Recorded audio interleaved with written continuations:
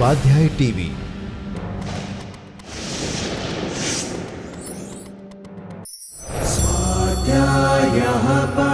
Doctor Baba Saheb Ambedkar open university.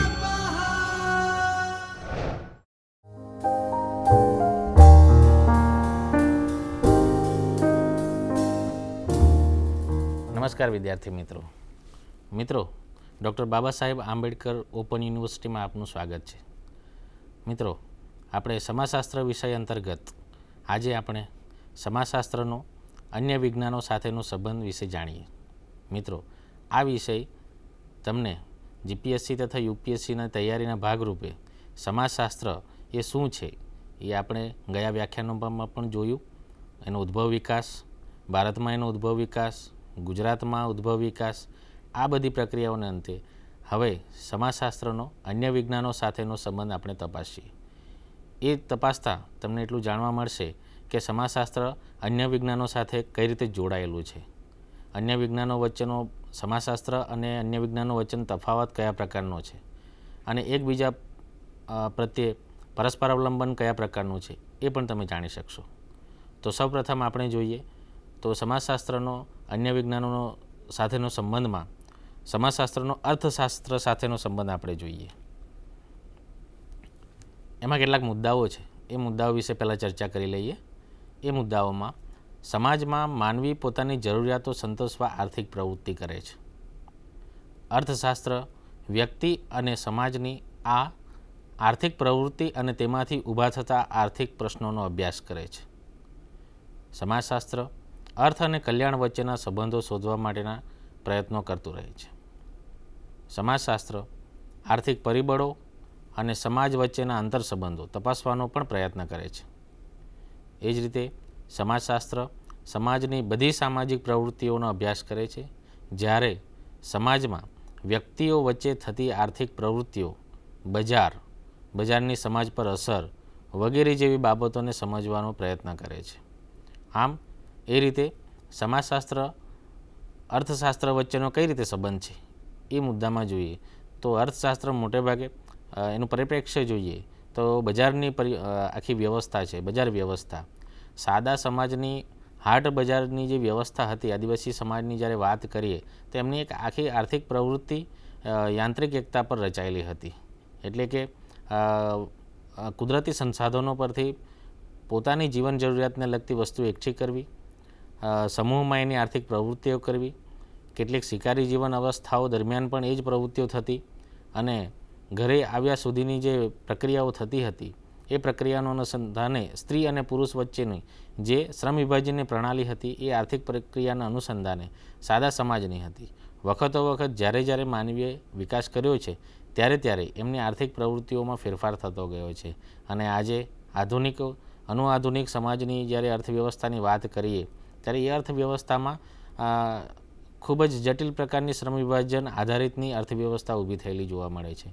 એ જ અર્થવ્યવસ્થાને આધારે સામાજિક સંબંધો, એના વર્ગો, એના સ્તરો, કયા પ્રકારની રચના, કયા પ્રકારની અર્થવ્યવસ્થા એના આધારે રચાય છે એ બધાનો અભ્યાસ સમાજશાસ્ત્ર આર્થિક વ્યવસ્થા, આર્થિક પ્રવૃત્તિ અને સમાજની અર્થવ્યવસ્થાને ધ્યાનમાં રાખીને અભ્યાસ કરતું રહે છે।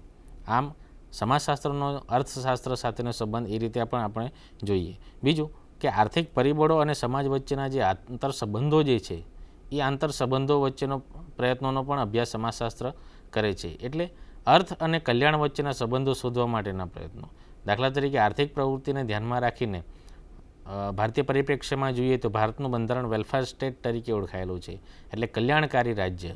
હવે કલ્યાણકારી રાજ્ય તરફ આપણે જવા પ્રયત્ન કરીએ તો એના પાછળની કઈ અર્થવ્યવસ્થા, એની આર્થિક નીતિઓ કયા પ્રકારની હોય તો સમાજના છેવાડાના માનવી સુધી અંત્યોદય સર્વોદયની પ્રણાલીને સાથે રાખીને કયા પ્રકારની અર્થવ્યવસ્થા આખી જોડી શકાય એની વ્યવસ્થિત આયોજન, એનો અભ્યાસ એ સમાજશાસ્ત્ર કરતું રહે છે અને એની એ બંને વચ્ચેનું બેલેન્સ જાળવતું રહે છે। આમ આ રીતે અર્થવ્યવસ્થા, આર્થિક પરિબળો અને કલ્યાણકારી યોજનાઓ, આ બધા જે કંઈ પરિબળો જે છે એ પાસાઓ જે છે એ પાસાઓનો અભ્યાસ સમાજશાસ્ત્ર કરતું રહે છે। બીજું જોઈએ સમાજશાસ્ત્ર અને અર્થશાસ્ત્ર વચ્ચેનો જે તફાવત છે એ તફાવત આપણે જોઈએ કે અગાઉ કરેલ ચર્ચાના અનુસંધાને આપણે જોઈશું તો બંને વિજ્ઞાનોનો અભ્યાસ ક્ષેત્રો જુદા જુદા છે. કારણ કે એ અભ્યાસ ક્ષેત્રોમાં મુખ્યત્વે સમાજના સ્તરો, વર્ગો, સામાજિક રચનાઓનો અભ્યાસ કરે છે, જ્યારે આર્થિક પ્રવૃત્તિ, આર્થિક વ્યવસ્થા, શ્રમ વિભાજન, બજાર વ્યવસ્થા એ બધાને લગતું જે છે એ અર્થશાસ્ત્રમાં આવે છે. એ જ રીતે આર્થિક પ્રવૃત્તિ, સામાજિક પ્રવૃત્તિનું જ દરેક સ્વરૂપ હોય. બંને શાસ્ત્રોના કેટલાક સમાન અભ્યાસ પ્રશ્નો છે અને આવા અભ્યાસ પ્રશ્નો વચ્ચે શું તફાવત છે તે સમજવું પણ ખૂબ જ જરૂરી બને છે. દાખલા તરીકે અર્થશાસ્ત્ર મુખ્યત્વે શ્રમ વિભાજનનો અભ્યાસ કરે છે અને તે માનવ શ્રમ, ઉત્પાદન, મૂડી, ખર્ચ, કિંમત, આવક વગેરે જેવી બાબતો ની સાથે અભ્યાસ કરે છે, જ્યારે સમાજશાસ્ત્ર શ્રમ વિભાજનને કારણે માનવીમાં ઊભા થયેલા સ્તરો, વર્ગો અને તેમની વચ્ચેના આંતરસંબંધોનો અભ્યાસ કરે છે.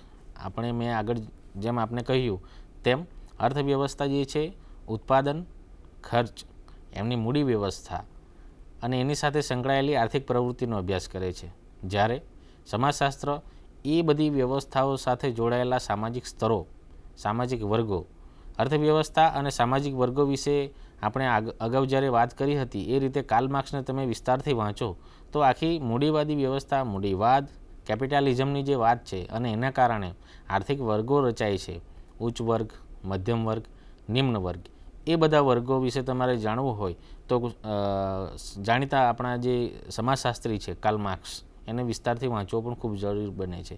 તો જ આર્થિક વ્યવસ્થા અને સામાજિક સ્તરો વચ્ચેનો સંબંધ તમે વૈજ્ઞાનિક ઢબે જાણી શકશો. આમ આ રીતે જોઈએ તો અર્થશાસ્ત્ર અને સમાજશાસ્ત્ર વચ્ચેનો તફાવત આ રીતે જોવા મળે છે.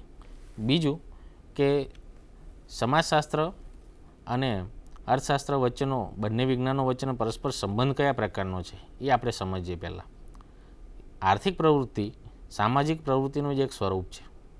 જ્યારે આર્થિક પ્રવૃત્તિ સામાજિક પ્રવૃત્તિ ઉપર શી અસર કરે છે અને તે રીતે એકબીજાની પરસ્પર કાર્યપ્રણાલીથી જોડાયેલા હોવાથી અર્થશાસ્ત્ર અને સમાજશાસ્ત્ર પરસ્પર સંબંધ ધરાવે છે.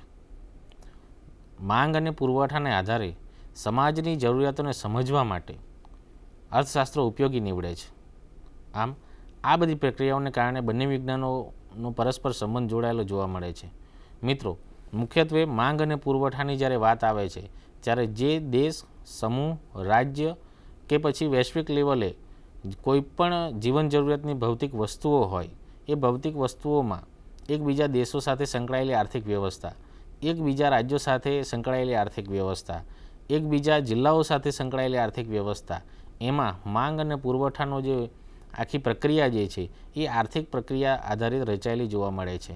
અને એના કારણે કોઈક વાર તમે ન્યૂઝપેપર અથવા છાપાઓમાં જોશો ત્યારે કેટલીક વાર પોતાની માંગ સંતોષાતા ન હોય અને જે કોઈ પણ એક સમાજ, સમૂહ, રાજ્ય કે દેશને જ્યારે પુરવઠો સપ્લાય કરતો હોય અને એની માંગ સંતોષાતી ન હોય ત્યારે આંદોલનો થાય છે.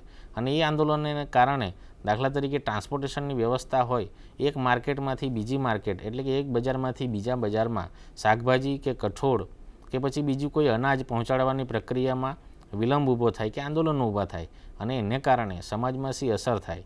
દાખલા તરીકે મોંઘવારીની અસર જે છે એ એવો કોઈ સમાજ ના હોય કે જે એની અસર કરતા ના હોય.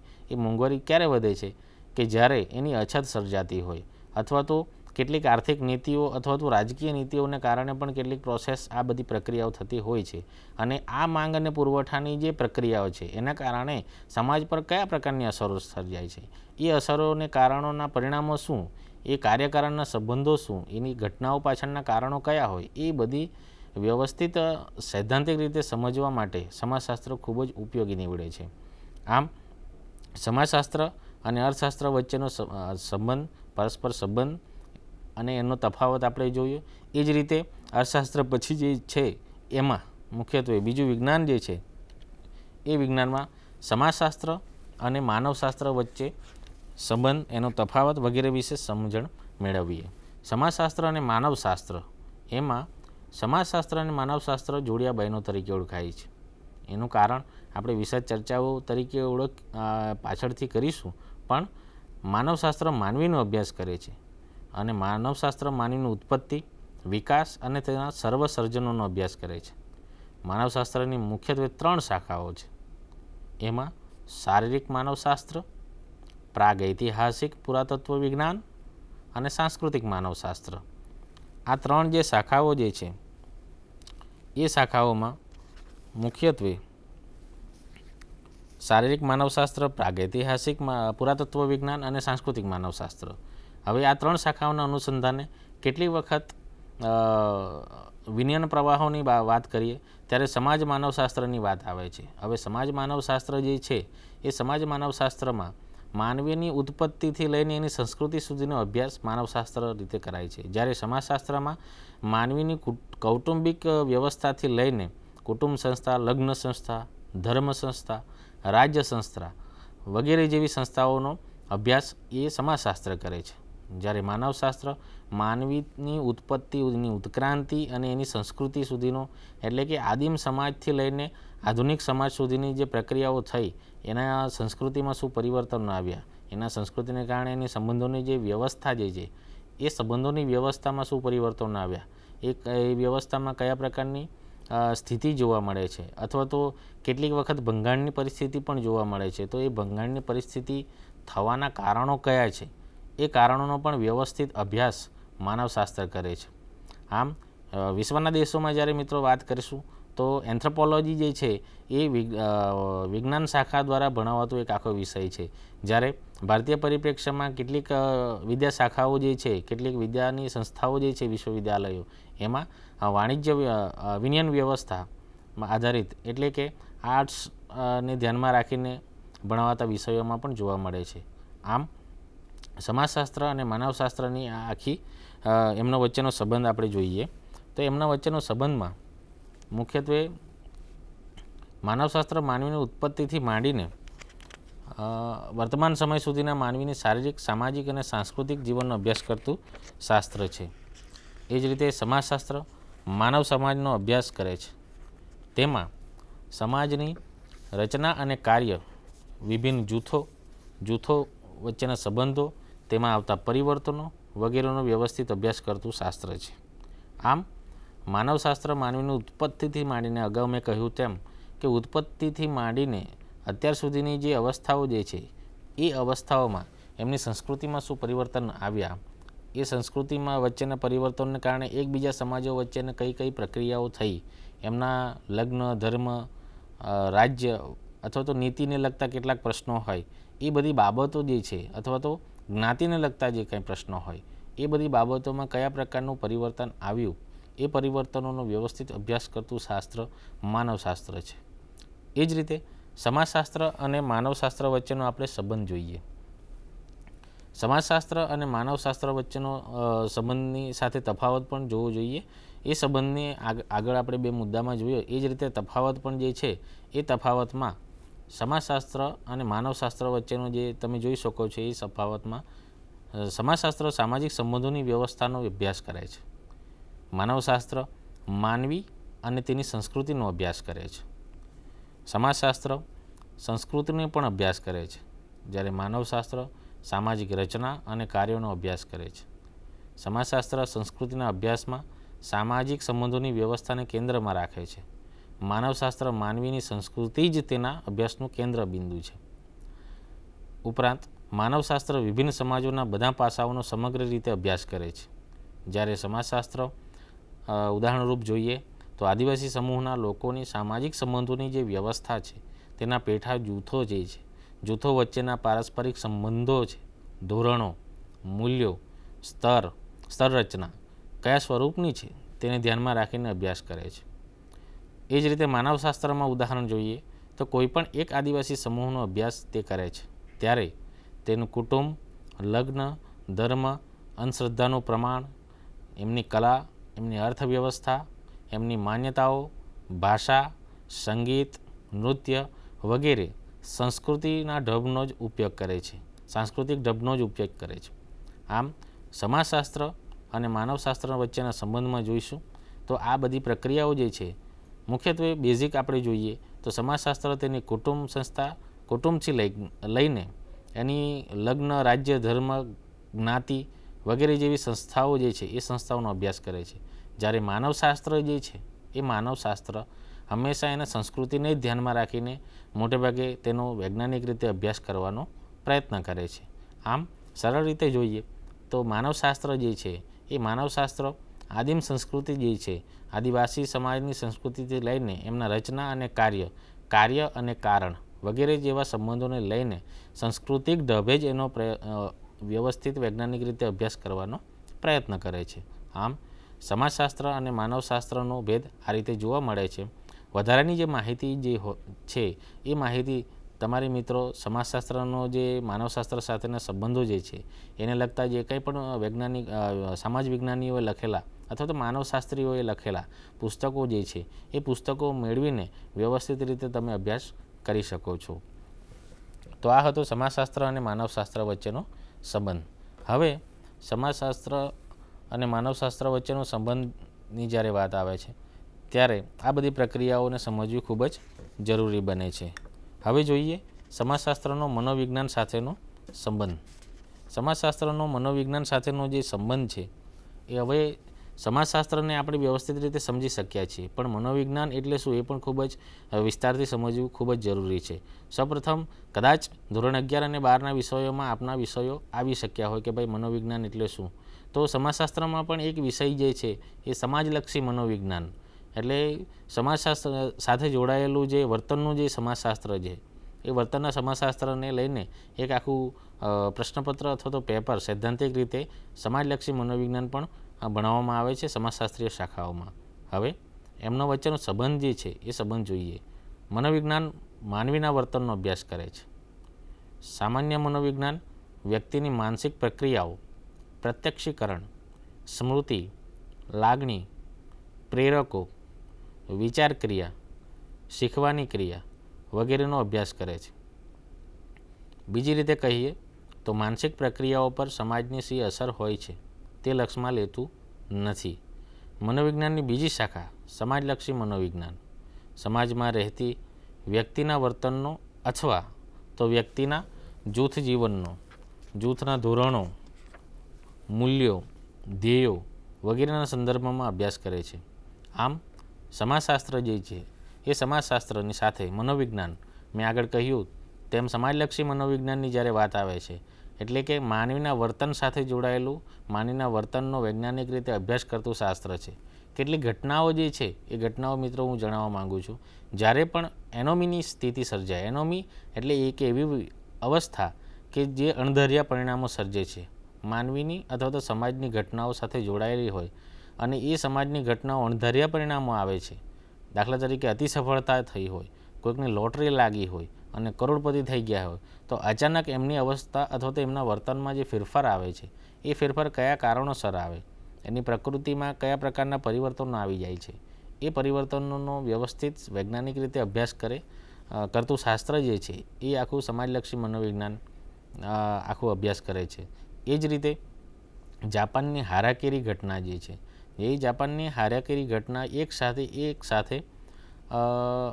આત્મહત્યા કરવાની પ્રક્રિયાઓ જે છે, એ આત્મહત્યા પ્રક્રિયાઓ કરવાની જે અવસ્થા જે છે એ અવસ્થાનો પણ વૈજ્ઞાનિક રીતે અભ્યાસ મનોવૈજ્ઞાનિક પાસા દ્વારા અભ્યાસ કરી શકાય કે એના પાછળના કાર્યકારણના સંબંધો કયા રહેલા છે. એ જે આત્મહત્યાઓ કરે છે એ આત્મહત્યાઓના ઘટનાનો વૈજ્ઞાનિક રીતે અભ્યાસના તારણો કયા છે, એ તારણો પાછળ મનોવૈજ્ઞાનિક કારણો કયા અસરો, એના પરિબળો કયા અસર કરે છે, એ બધી અવસ્થાઓનો વૈજ્ઞાનિક રીતે અભ્યાસ મનોવિજ્ઞાન કરે છે. બીજી બાજુ કેટલી વખત માનવી એકલતાની અવસ્થામાં આવી જાય અથવા તો એ સમૂહથી બહાર રહીને જીવી શકતો નથી. દાખલા તરીકે અમલા અને કમલાનું જે ઉદાહરણ છે, વરુ બાળ તરીકે, જે જંગલમાં વરુઓની વચ્ચે જ્યારે ઉછરે છે ત્યારે એમના જે વર્તનમાં એમના પ્રાણી એ જે વરુની જે વર્તન અવસ્થા જે છે એ અવસ્થાને ધ્યાનમાં રાખીને જ એમના વર્તન રચાય છે. કારણ કે માનવી સાથે જોડાઈને એ ઉછરતા નથી, એટલે એમની જે અવસ્થા છે પ્રાણીને લગતા કેટલાક હાવભાવ છે એ એમનામાં જોવા મળેલા અભ્યાસો જે છે. એ જ રીતે કાસ્પર હોજરનો પણ આખો દાખલો જે છે એ પણ મિત્રો તમારે પુસ્તકોનો સહારો લઈને આખી વૈજ્ઞાનિક પ્રક્રિયાઓ જે છે એ પ્રક્રિયાઓને સમજવાનો પ્રયત્ન કરવો જોઈએ કે જેથી કરીને મનોવૈજ્ઞાનિક પાસું સમાજશાસ્ત્રીય ઢબે કઈ રીતે અભ્યાસ કરી શકાય, કયા રીતે એનો અસર કરતા છે એને આપણે સરળતાથી સમજી શકીશું. આમ મનોવિજ્ઞાનની આ બધી શાખાઓ જે છે એ શાખાઓનો સૈદ્ધાંતિક રીતે એમની વચ્ચેનો સંબંધ સમાજશાસ્ત્ર સાથે જોડાયેલો છે. મેક્સ વેબરની જ્યારે તમે વાંચશો ત્યારે મેક્સ વેબરનું જે સામાજિક ક્રિયાનો જે સિદ્ધાંત છે એ બધી સામાજિક ક્રિયાઓમાં ક્રિયા, કર્તા, ધ્યેય, શરતો અને સાધનો અથવા તો સામાજિક ક્રિયા, આંતરક્રિયા, ફક્ત ક્રિયા, આ બધી અવસ્થાઓ જે છે એ માનવીના વર્તન સાથે જોડાયેલી છે. અને એ સામાજિક ક્રિયાના જો સિદ્ધાંતમાં તમને સમાજલક્ષી મનોવિજ્ઞાનની અવસ્થાઓ જે છે, માનવીની વર્તન કરવાની જે પ્રક્રિયાઓ છે એ વૈજ્ઞાનિક રીતે તમે સમજી શકશો. આમ મેક્સ વેબરને પણ ખૂબ જ આખી થિયરી જે આપી છે સૈદ્ધાંતિક પરિપ્રેક્ષ્યમાં એ આખી સૈદ્ધાંતિક પરિપ્રેક્ષ્યમાં માનવીના વર્તનને ધ્યાનમાં લઈને આપી છે. આમ આ તો સમાજશાસ્ત્રનો મનોવિજ્ઞાન સાથેનો જે સંબંધ છે એ આપણે જોયો. હવે જોઈએ સમાજશાસ્ત્રનો મનોવિજ્ઞાન વચ્ચેનો તફાવત. હવે મનોવિજ્ઞાન જે છે એ મનોવિજ્ઞાન વ્યક્તિના વ્યક્તિત્વમાં સંગઠિત થયેલ વર્તન તેમજ તેના શારીરિક, માનસિક, વ્યક્તિગત અનુભવોની સંયુક્ત અસર દ્વારા ઘડાયેલ વર્તનનો અભ્યાસ કરે છે. જ્યારે સમાજશાસ્ત્ર સમાજમાં સંગઠિત થયેલા વર્તન તથા તેના સાથીઓ એટલે કે જૂથ, સંસ્કૃતિ, તેની પરિસ્થિતિ તેમજ તેના સામાજિક સંગઠનમાં સંગઠિત થયેલ વર્તનનો અભ્યાસ કરે છે. મનોવિજ્ઞાન વ્યક્તિના વર્તનનો અભ્યાસ કરે છે, જ્યારે સમાજશાસ્ત્રનો આંતરક્રિયાનો જ અભ્યાસ કરે છે. એટલે મનોવિજ્ઞાનના અભ્યાસનો એકમ વ્યક્તિ છે, જ્યારે સમાજશાસ્ત્રના અભ્યાસનો એકમ જૂથ છે. જે મેં આગળ વ્યવસ્થિત ચર્ચા કરી એના અનુસંધાને આ એક તફાવત મિત્રો તમે સમજી શકશો. એ જ રીતે સમાજશાસ્ત્રનો મનોવિજ્ઞાન વચ્ચેનો સંબંધ જે છે એ સંબંધ આપણે પરસ્પર કયા પ્રકારનો જોવા મળે છે એ આપણે સમજીએ. આમ વ્યક્તિ, સમાજ કે જૂથ પરસ્પર સંકળાયેલા છે.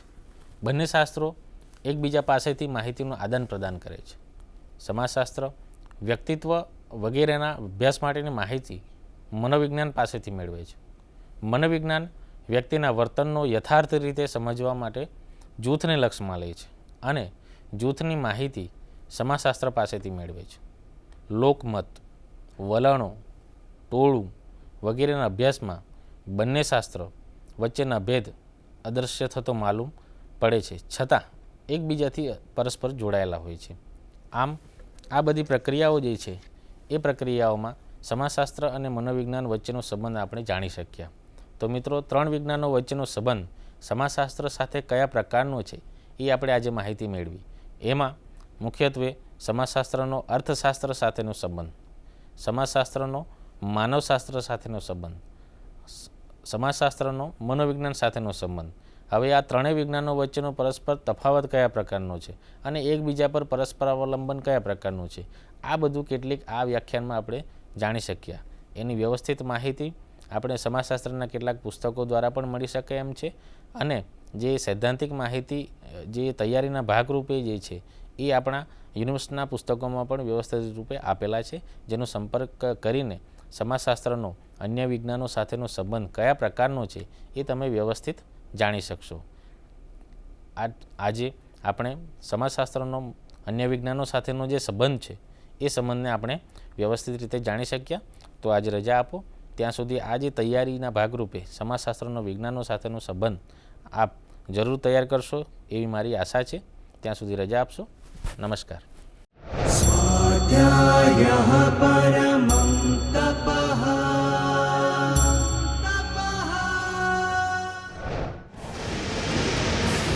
સ્વાધ્યાય ટીવી